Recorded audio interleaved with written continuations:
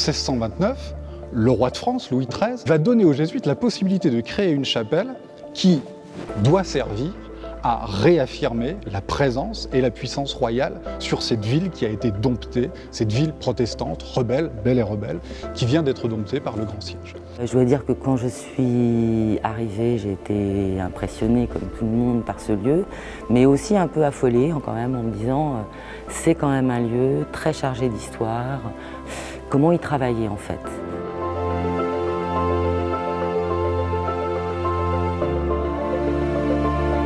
Olivia Granville qui est arrivée, c'est une danseuse effectivement, mais elle a été choisie parce que c'est aussi une femme de culture, qui a une culture très ouverte, très diverse, très variée, et qui va lui permettre et nous permettre aussi de faire des ponts avec les autres lieux culturels de la ville et de créer des projets partagés qui vont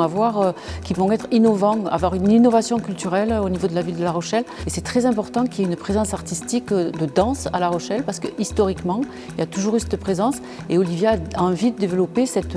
notion d'horizontalité dans la ville et de danse pour tous.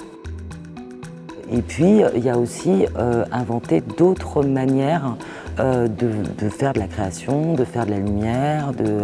déjà dans l'espace de travail, d'être dans un lieu qui est très beau mais qui est différent d'un théâtre, qui n'est pas une boîte noire et avec lequel les artistes inventent. Et je trouve que jusqu'à présent, les gens qui sont passés, à chaque fois, ça a produit quelque chose de singulier dans leur travail, le fait de travailler avec ce lieu. Sur le futur, moi j'ai envie aussi de pouvoir proposer des choses spécifiquement pour ce lieu-là, parce qu'à chaque fois qu'on a fait des choses, que ce soit les expos, l'inauguration, des sorties de résidence un peu particulières qui prennent en compte l'espace, à chaque fois c'est des moments quand même assez magiques.